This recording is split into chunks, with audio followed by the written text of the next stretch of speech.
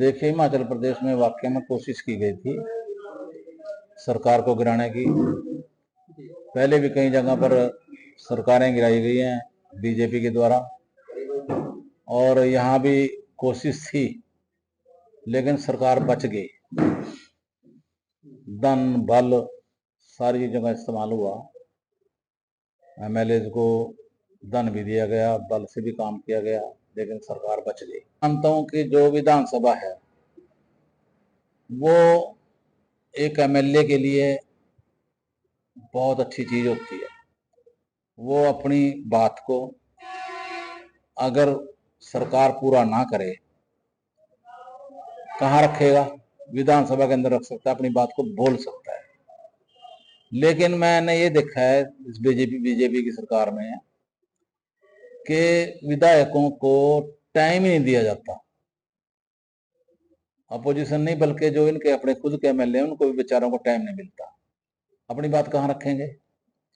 जबकि मेरा मानना ये है कि लोकतंत्र के देश के अंदर जो अब सबको बोलने का अधिकार है, अब 2 लाख लोगों के ऊपर से के द्वारा चुन करके जो एक नुमाइंदा भेजा है असेंबली के अंदर, वो लोग एमएलए को कहेंगे एमएलए का काम नहीं होगा, तो एमएलए अपनी बात को वहां रखेगा और उसको टाइम ना मिले, उसको अगर वक्त ना मिले, अगर मिले भी तो 2 मिनट या 3 मिनट, उसमें क्या बात कर लेगा? तो फिर सरकार मुद्दे ज्यादा होते हैं, जानबूझ के करती है इस तरह। हाँ, मुद्दे ज्यादा होते हैं और टाइम देते नहीं। ये विपक्ष के विधायकों के साथ ये सबके साथ ही करते हैं, चाहे विपक्ष को चाहे पक्ष को। आपकी बार तो मैंने ये देखा कि विपक्ष के साथ साथ जो पक्ष के एमएलए हैं उनके साथ भी बेचारे के साथ ऐसे ही हुआ है।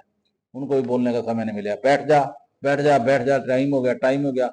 अब 2 मिनट में क्या बैठ जाएगा, क्या बोलेगा, क्या कह लेगा?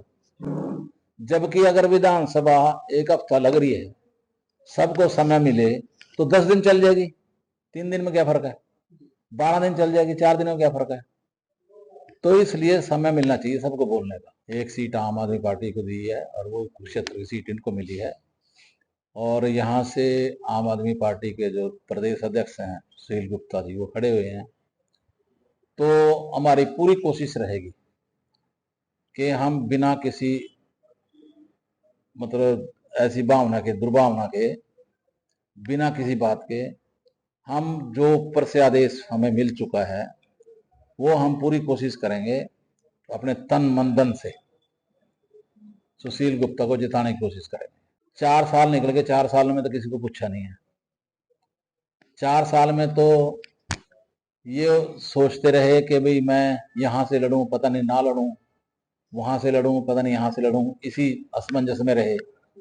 और अब जब ये हो सकता है कि ऊपर से इशारा हुआ हो कि भाई रुदौर से लड़ोगे, तो अब जनता के बीच में जाना शुरू किया है। और हम लगातार जब से एमएलए बने थे और ऊपर बीजेपी की सरकार बन गई थी, हरियाणा में भी सरकार बन गई थी बीजेपी की, तभी से लगे हुए हैं, चाहे ज्यादा चाहे कम, पूरा प्रयत्न किया हमने काम करवाने के लिए।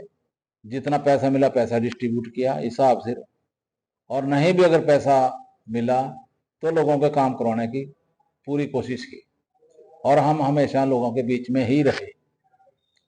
और ये लोग ऐसे हैं कि अब 4 साल तक तो दिखाई नहीं दिए, अब जनता के बीच में जाकर के चुनाव, क्योंकि चुनाव आ गया, जाना शुरू किया है।